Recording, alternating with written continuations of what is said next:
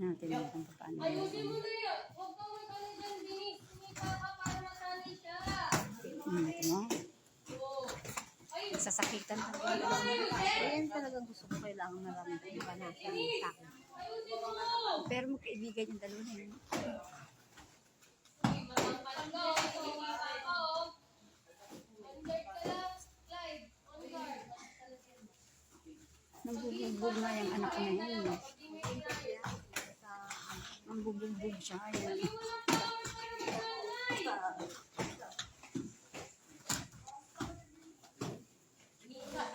Diyan siya makasama kay Caleb siya makakakuha ng mga tricks, no? Pero, bubugan talaga ako. Yan ang kailangan niya, magbubugan muna silang dalawa.